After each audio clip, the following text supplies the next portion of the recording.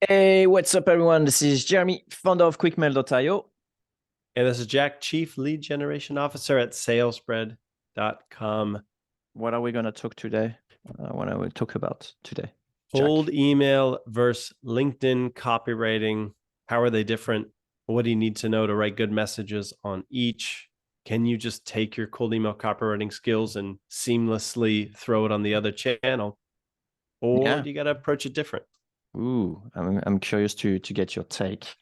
And we should Couple explore nuances that we will. But first, a quick word from our sponsor, because today most B2B companies lack the time or expertise to turn cold prospects into warm sales qualified leads. So at salesbread.com, we will send you one qualified lead every day, Monday through Friday, by sending ultra personalized cold emails and LinkedIn messages on your behalf. So you don't have to worry about prospecting, personalization, copywriting, outreach strategy, follow-ups, reply handling, and everything in between. So if that sounds nice and you'd like to fill your pipeline with sales qualified leads on the double, head over to salesbread.com. Check out some of our content, learn stuff, and get in touch. Let us help you book some more sales meetings soon. Yeah, awesome. You should definitely do that because it's actually pretty hard to do it yourself. But if you want to do it yourself, you got a great tool for that. And that's also sponsor. It's called QuickMail. It's an awesome tool. It helps you with deliverability. I know lots of people are getting worried by deliverability or visibility when you're handling multiple clients. We got that covered, no problem.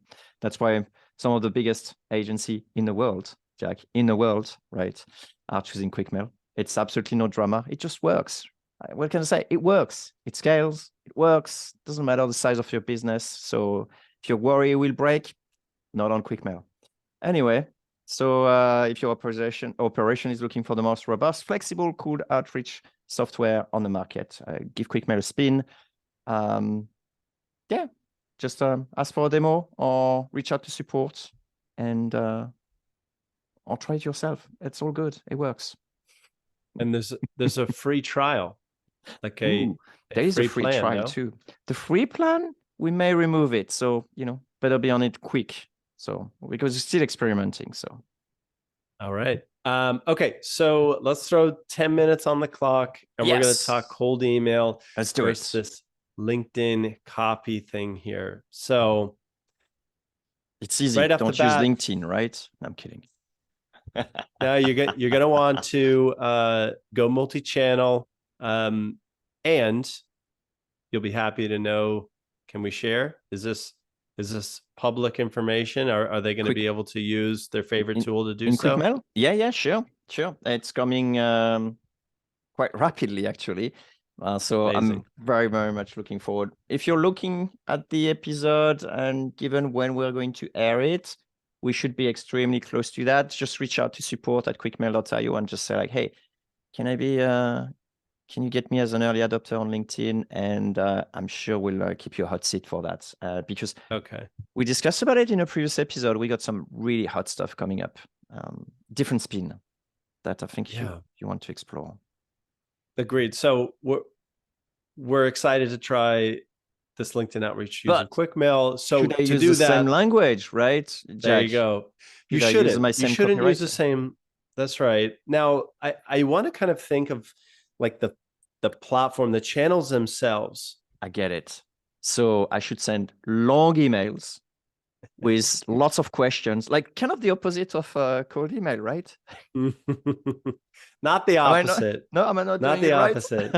Now, the same influence factors that we keep bringing up time and again, reciprocity, authority, liking, keep those with you. They're timeless, they're channelless, they work, right? But you should think about how the channel is used in order to write for that channel. So one example, Jeremy, is, okay, unlike cold email, here's like one that's black and white.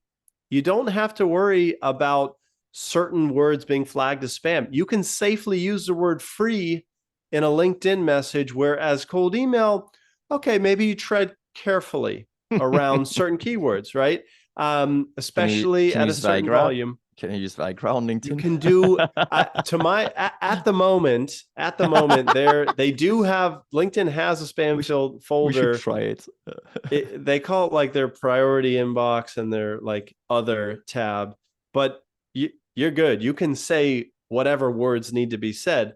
Same copywriting principles come into effect here. You don't want to sound like a used car salesman on the street corner, so be careful with how you use free, but you can. It will not penalize you. Another thing, Jeremy, unlike cold email, we no longer have to worry about the number of touches assigned to a prospect. Whereas cold email, we need to be aware of the total sending volume we're sending. But LinkedIn, it doesn't matter. Can you So actually that send as means many emails as you want, like as many messages as you want on LinkedIn? Message, not connection until you request. get blocked by the individual. But Right. it's a DM chat, so it's meant to be back and forth for Of years, course. Of right? course.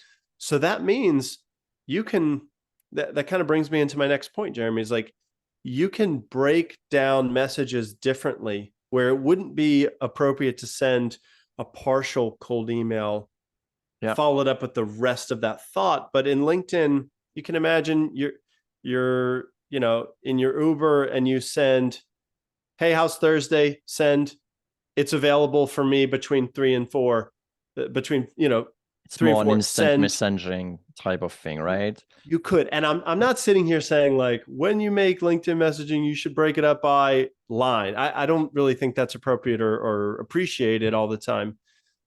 But this is the difference between channels, is that actually could make sense as it is more direct messages compared to one complete thought with a complete ask in the cold email, right?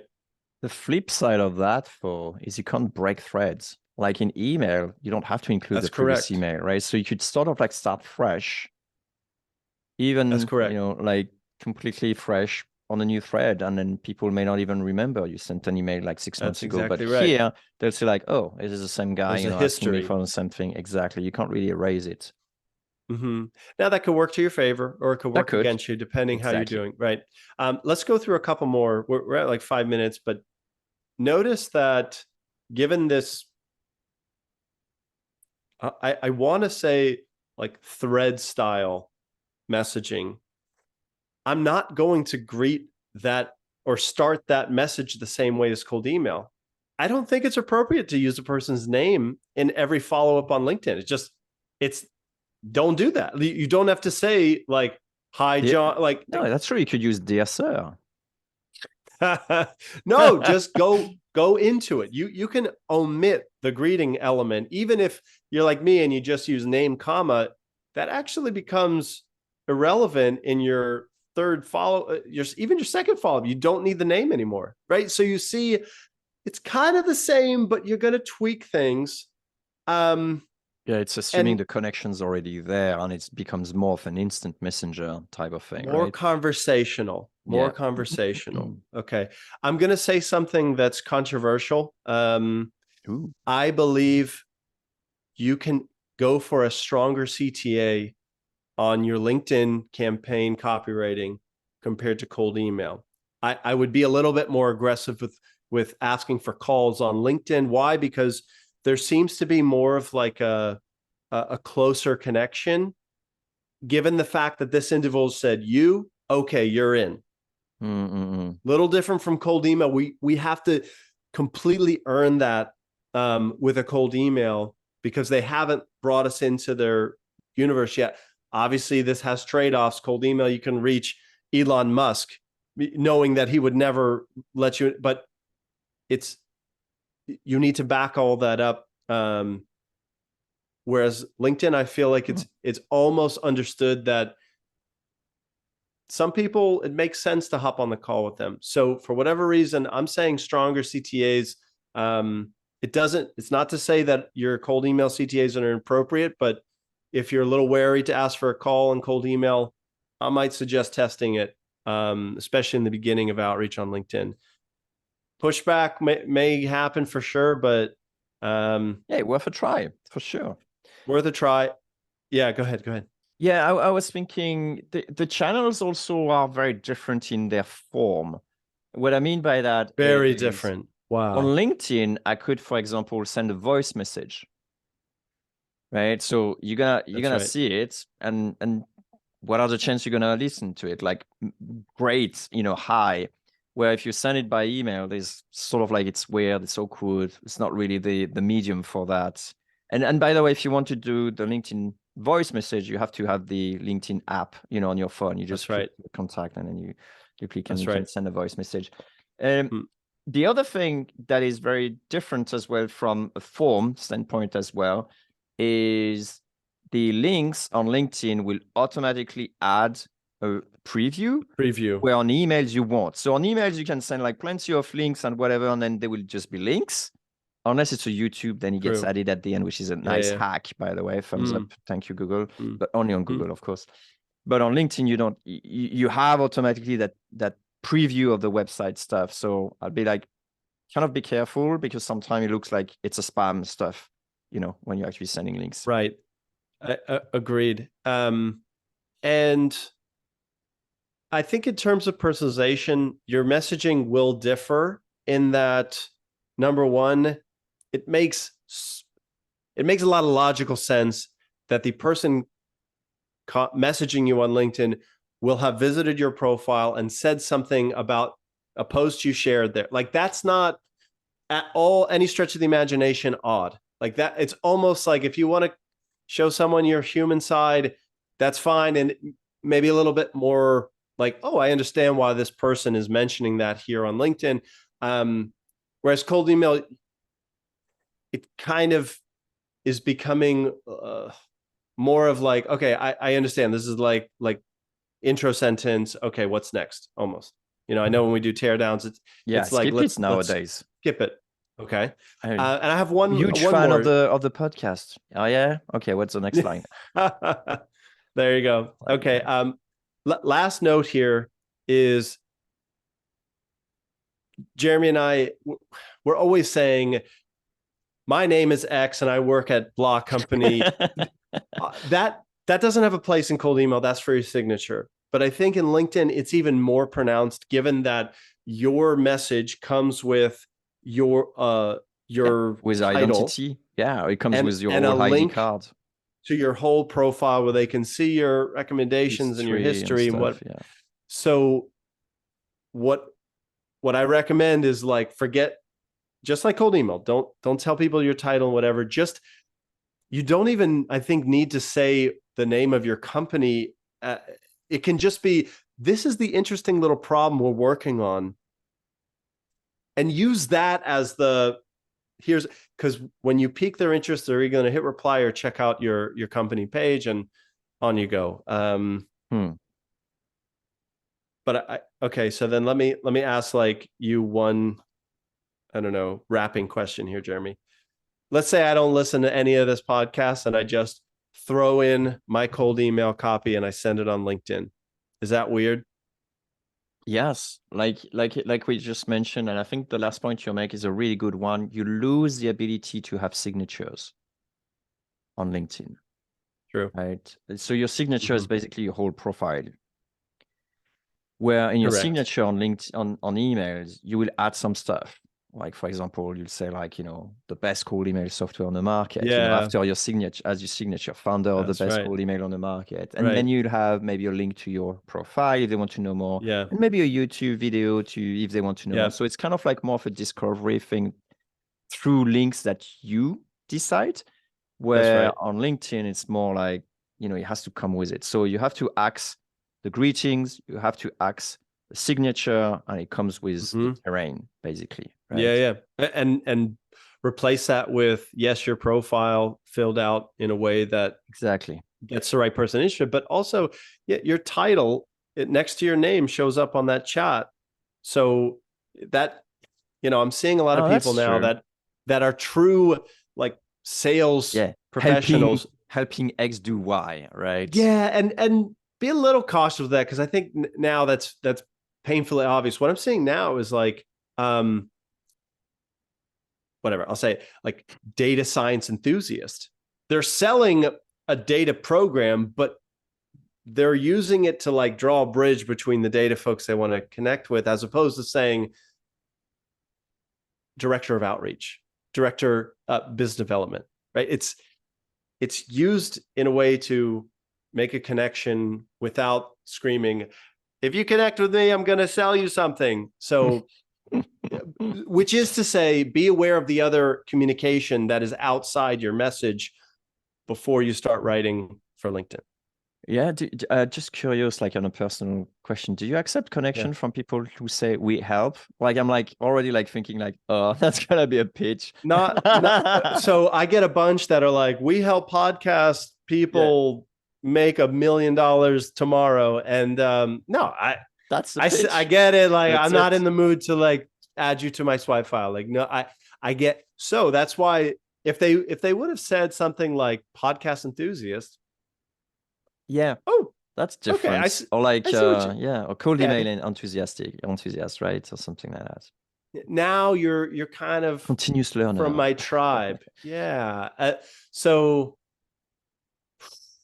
more, maybe a follow-up cast here, but if you got to this part of the conversation, check out course.quickmail.io. It's this, but more, especially if you wanted to very quickly give someone on your team, let's say, cold email skills to the tune of like a agency level. It's there. It's made to give you what you need in less than 8 weeks. And you could take us for a free 30-day test drive. You got nothing to lose, but increasing your response rate over there, course.quickmail.io. Jeremy, thanks for exploring this. And I think we're all excited to see QuickMail's LinkedIn features here. Awesome. However, I do want to ask a last question. Can I do that, Jack? Yes, of course. Of course. What about the tone? Would you use the same on email versus LinkedIn? It's okay. That perfect. So when I'm writing LinkedIn copy, I picture myself sitting at a table across. Yeah, I kind of think it for some weird reason on a stool at a coffee shop where I have my iPhone in my hand and I'm like, I got to run in like 5 minutes, but I saw this person's like company and checked out, and it was like, okay, I had to stop what I'm doing and just send him something. That's the feeling that I bring to the keyboard, so that it does away with any formalities. And frankly, look, if they don't like, something that's helpful is I kind of write where I'm not dying if they reply or not. Like, it's just like, hey, like there may be something here. How's for a chat? Like that's I feel like a healthy place to think through tone. And it's almost a feeling like picture yourself, you're sitting there, it's not very comfortable. You know, your Uber's on the way, and it's just something compelled you to reach out. There's something interesting here. And as opposed to email, where do you sit in email? Email, it's like, really good question. This is where I almost can't afford to mess it up. Like I need to make sure that I didn't forget. Your ducks in row. Yeah, everything is like well packaged, well crafted. Like really appropriate next step call to action. Perfect like problem that I'm addressing, and then a one line that ties the benefit with good social proof, so that look, if they're crazy to not reply here, like come on, you want to, I'm spelling it out, like it's so hard to say no to this. Got it. I don't know if that's weird. It makes sense to me, but like we'll let the podcast decide for whoever actually went that long after. I appreciate your question. End of episode. Well, anyway, we're gonna have to stop. Thank you so much, Jack. Thanks. Thanks, Jeremy. See ya. Bye.